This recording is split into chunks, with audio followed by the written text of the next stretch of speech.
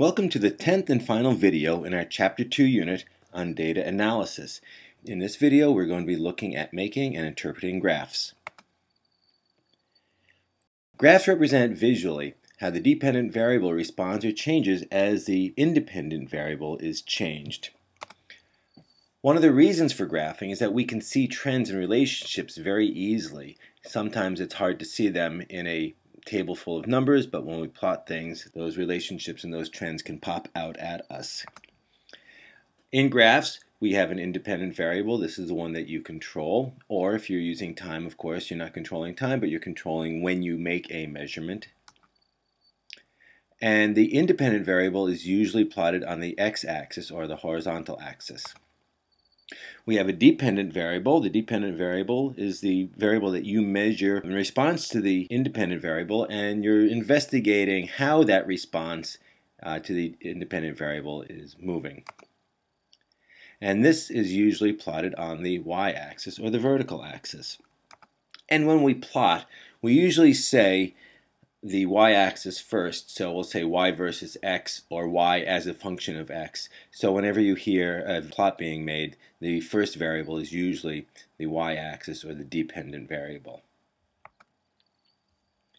There are several types of plots. In this video, we're going to focus in on two main types of plots. The first one is a linear type of plot. Now, in general, a line has the form, you remember from algebra, y equals to mx plus b. The slope m can be positive or negative, and so we have two possibilities. This green line is showing a positive slope line and a non-zero. You notice over here we have a non-zero y-intercept. Likewise, a negative slope, it's a linear relationship in which we have another non-zero y-intercept. Again, the y-intercept is up here, but it has a negative slope. If the y-intercept b is equal to 0, then we have a very special kind of plot, and we're going to see this kind of plot a lot. This is called the direct relationship. Sometimes we say that they're directly proportional because what we can say is that the y-axis is a direct function of the x-axis with just the slope in between. And this is what those look like. For a direct relationship, we're always going to have the y-intercept equal to 0. In other words, the line is going to go through the origin. Now, this line that I've been drawing is something called the best fit line. What we're going to do is have data points, and we'll see how this works in a couple of minutes. We're going to have data points, and we're going to draw the best fit line through the data points. We almost never connect the dots. I don't want to see zigzag connecting of the dots. There may be a graph or two, though, when that happens, and I'll let you know if that's going to be the case. From the graph, we're going to calculate the slope. And again, you remember from algebra, that slope is rise over run. So we've got our rise. Here's our rise. And here's our run. That's our delta y divided by our delta x. And if we have 2 points here and here, then we can use the y2 minus y1. We have these points x1, x2, and y2. Down here we have x1 and y1. And so that will give us our slope. Or we can use this symbol delta. We're going to come back and see this symbol delta a lot. This symbol delta means change. So this would be the change in y divided by the change in x. Slopes are useful because the unit of the slope can frequently represent some important characteristic or property of the data, and it's a way of averaging over several measurements. For example, if we have, as we had in our lab this week, delta mass over delta volume, we have units of grams divided by centimeters cubed, and you'll recognize that this is a unit of density. If instead we were to say plot the distance a car travels as a function of the change in time, we're going to have meters per second, and so that's going to be a speed. Let's take a look at some examples of constructing plots. How are we going to go about putting plots together? First, let's take a look at some rules. To construct a plot, as I said, we're always going to be plotting y versus x, or y as a function of x. I want you to always use graph paper, or if you know how to use Excel, then you'll be allowed to use Excel. You have to use a scatter plot, and anybody who does use Excel, I need you to come and show me the plots ahead of time to make sure that you're doing them right. If you use what Excel calls a line graph, then the intervals between the x-axis data is set as a fixed value, and that doesn't always work with us. So please use a scatter plot if you use Excel. It's almost always best to orient in landscape or wide format, which is the same format as you see this video formatted. And when you plot a data plot, you want to take up as much space as possible. This is so that when you make any measurements or you calculate the slope, you have as high a precision in your measurements as possible. To plot up the data, you find the maximum value of the data for each axis, and you place that maximum as far along the axis as possible. And then you label divisions between the minimum and the maximum. Usually the minimum is going to be 0 in regular round intervals. So you're going to be labeling intervals like 10, 20, 30, 40. You're not going to be doing things like 6, 12, 18, unusual units like that. Never break the x-axis to compress it. So if your first data point starts at 10 and then you go 10, 15, 20, 25, don't be tempted to break the x-axis to bring the 10 closer. You want to keep those regular intervals between the data points, otherwise the linear relationships that you might have will be destroyed. You need to label both of the axes with the data title, so whatever the data is you're looking at, and the units of that data as well. You need to have a descriptive title on all graphs. So for example, something like density plot of the unknown metal. I don't want to see things like my data or task 4 or something that a scientist who's looking at this wouldn't understand. It has to be something that's going to help somebody looking at this understand what you're doing. If the plot is a best fit line, then you draw the line in which about half the data points are above and about half the data points are below the line. If you're lucky enough that the data points fall on the line, then make them go right through the line, but that's not always going to happen. If you do use Excel, you have to add a trend line. You want to make a linear trend line, and you'll need to set the y-intercept to 0, and there's some options for there, and I can show you how to use those. So let's take a look at a first example. This is going to be a linear plot, and this is going to be a density relationship. So we're going to use the data at the right here, and you have the same data table on your worksheet, to construct the plot of the mass versus the volume of some unknown metal. We're going to then draw a best fit line using 0, 0, and we're going to use the slope of that line to determine the density of the metal, and then we'll be able to determine its identity as well. So first thing we want to do is to determine the extent of, let's start with the x-axis. The volume is on the x-axis, so we need to get out to 10 milliliters as the volume of our x-axis. So we come along to the x-axis and we count. I'm going to use these major divisions. If you count from here to here, you'll find that coming out to here is going to be 20 divisions, which is a nice round number to make 10 as our last number there. So let's put 0 as our beginning number. 0 is the beginning number. Since that second to last division is the 20th one, let's make that 10, because that's gonna make nice even divisions, where now each division counts for, each of the big divisions counts for 1/2, so we space it out so that every 2 divisions is 1. And then we have a volume of milliliters as the title on the x-axis. Okay, let's look at the y-axis now. The y-axis, well, you're going to want to start it at 0 as well. The maximum, though, here goes up to 72.5. Not really a nice even number. You're not going to want to make that the maximum.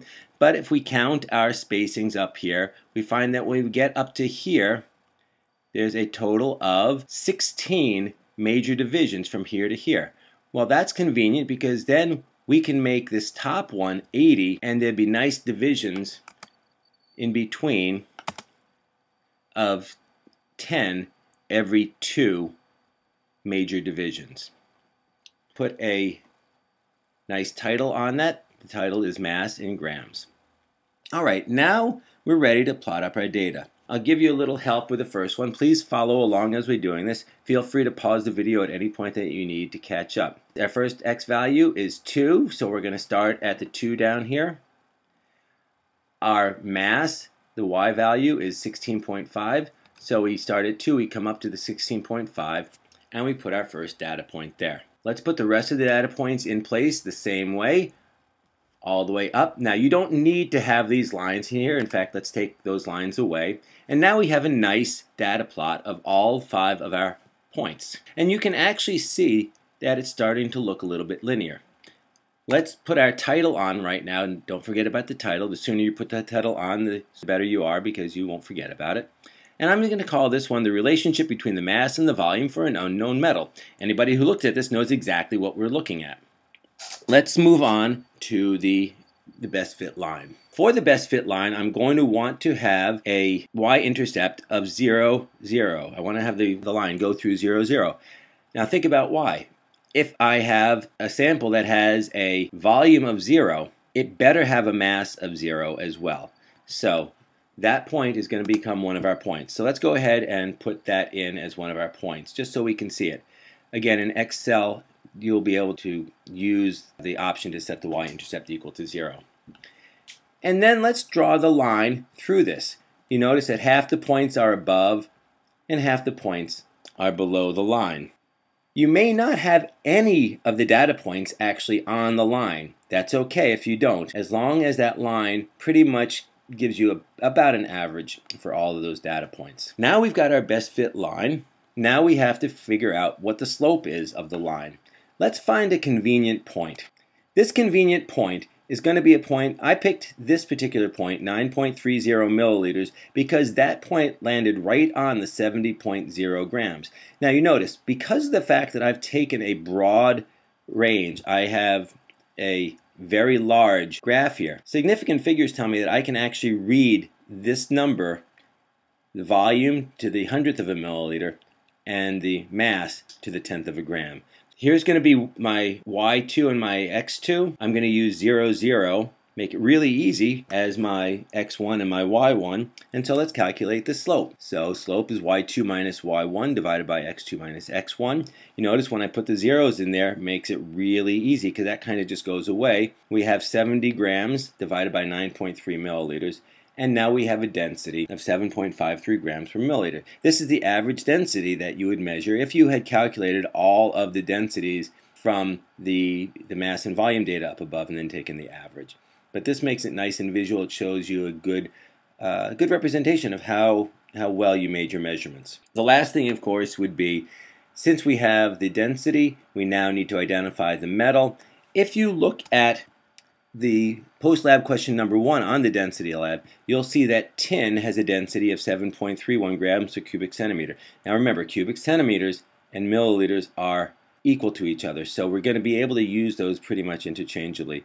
And so because this is the closest one, I would probably identify this metal as tin, and then I can do a percent error between the two measurements to find out how accurate my measurement actually was.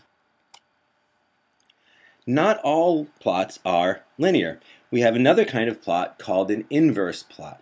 In this kind of plot, as the value on one axis increases, the value on the other decreases, but it's not a negative slope, it's a reciprocal. So in other words, if one of the quantity doubles, then the other quantity gets halved. So here's what this is going to look like.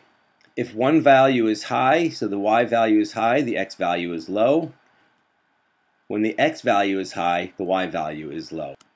This can be given an equation of y being proportional. This funny squiggly thing that looks kind of like a fish is the proportionality sign. Y is proportional to 1 over x. That's our reciprocal, or my inverse. So this is why this is called an inverse plot. Or, to make it an equality, y is equal to some constant over x.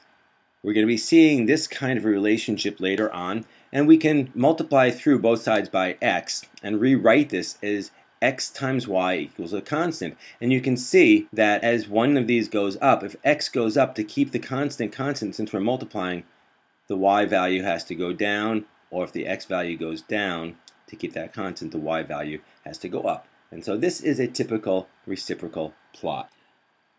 You notice that the data approaches the axes, but because we can't ever have a 0 because then we'd end up having an undefined or an infinite number as the other one, the data never quite reaches the axis. And this is called an asymptote. Some of you guys may have heard of this before in algebra class. When we draw these, we'll have our data points, and we're going to draw a smooth curve, not a best fit line, but a best fit smooth curve. So in instructions that you come across in laboratories, look for that as the indicator that this is not going to be a linear plot. And then we're going to be able to make these linear because scientists love straight lines because they have slopes. We can make them linear, and we'll do an example of this in a few minutes, by taking the inverse of the x-axis, and then we can plot y as a function of that inverse 1 over x. So 1 over x would become our new x-axis, and c would be the slope of the line, and our y-intercept would be 0. So let's take a look at how this is going to work. When we get to gases, we're going to study Boyle's law a little bit more. But according to Boyle's law, the volume of a gas increases as the pressure decreases according to the equation. The volume is proportional to 1 over p, or changing it around, PV, P times V is equal to a constant. So over here on the right and on your worksheet, we have the volume of a gas in a piston as a function of the pressure on the piston. Remember, y as a function of x.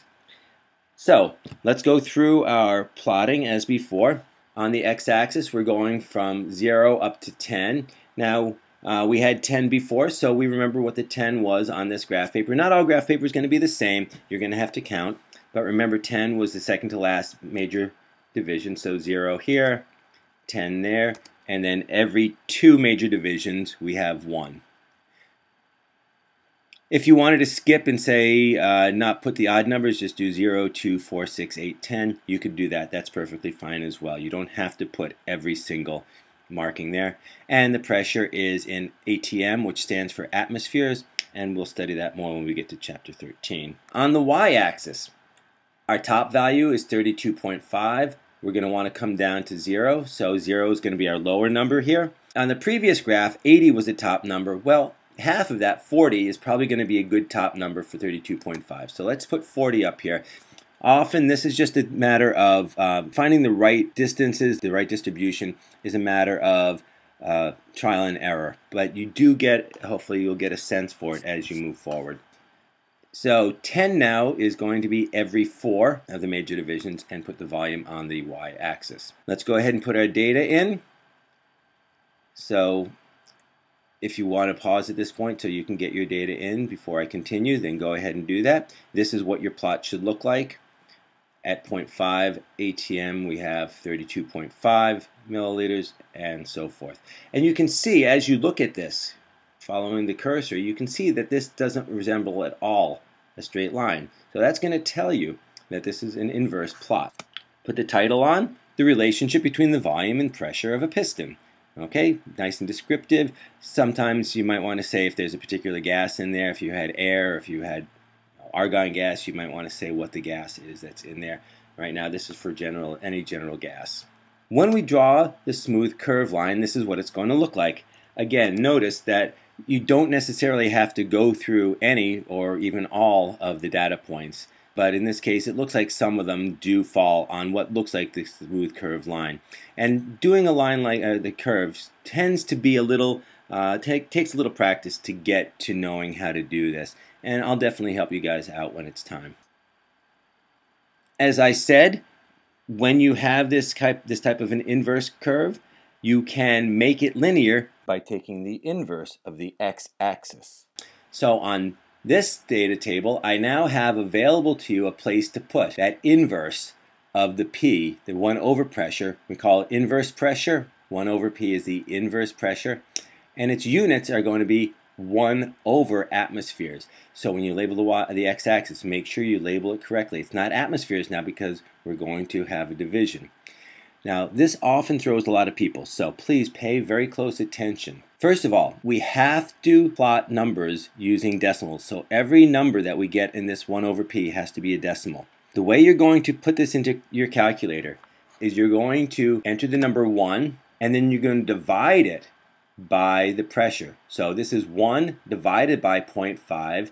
Press enter equals, and then the inverse pressure for the first data point becomes 2. So why don't you, I'm not going to pause the video for you, but if you want to pause the video you can. Otherwise, just follow along. 1 over 1 is 1, 1 over 2 is 0.5, 1 over 5 is 0.2, and 1 over 10 is 0.1. And notice I'm keeping significant figures. Oops, I should have put another 0.100 there for 3 sig figs. Now we're ready to set up our axes. You notice on the x-axis now we're going to go from 0 up to our maximum value of 2. If this was 10 before, and we know that there's, if you remember, there's 20 major divisions, probably putting 2 at the end here is going to be the good thing to do. You want to take up as much space as possible. So let's put 0 there, and let's put 2, and I'm going to put 2.0 to show that I know that to that 1 decimal point. And then every 2 large units is 0.2. You notice that means every one of these small units from here to here, or every 5 of the small boxes, is 0.1. But you don't need to put 0.1, 0.2, 0.3, 0.4. You're going to be putting too many numbers in there. It's going to get too crowded. It's going to confuse you. It's going to confuse me. So don't do that. You don't need all that many of the markings. The unit is 1 over pressure in 1 per atmosphere, or 1 over atmospheres. On the y-axis, this is the same y-axis that we just had in the previous slide, so let's go ahead and set it up as we did before.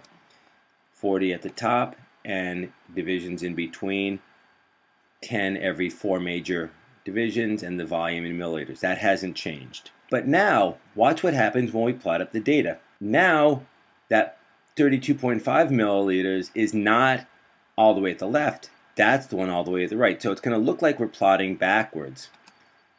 There's our first data point, 2 of the x-axis, 1 over atmospheres. And there's our 32.5. Now let's work backwards. There's the second point, third, fourth, and fifth. You notice they are getting closer together. That's because we took the reciprocal here, and the reciprocal starts getting closer together as you go down. But if you look at this closely, it does look like it's a nice straight line. Title of the graph, relationship again between the volume and inverse pressure now. Not the pressure, but the inverse pressure of the piston. Because we have a direct relationship now, the direct relationship being that the volume is now equal to some constant, remember, times 1 over the pressure, where this 1 over pressure is the value you see down here on the x-axis. So we're going to have 0, 0, the origin, as a point in our line. The y-intercept is going to go through 0. So when we draw our line, we start off at 0, 0. When you hold the ruler up and you try to fit it into the data points, you want to make sure to anchor it at 0, 0. If you use Excel, don't forget you're going to be setting the y-intercept option into equal to 0. Alright, so now we have our nice fit straight line. The only other thing would be, if the slope of this line had some meaning, then we would calculate it. On the worksheet that we're going to see in class tomorrow, we will have a straight line like this that will have some meaning, and I'll explain it to you as part of the instructions for drawing the graph out. Alright, so this is the end of the video. It's the end of our video series for this unit. If you do need to go back and look at this again, please do so. Otherwise, I'll see you in class tomorrow.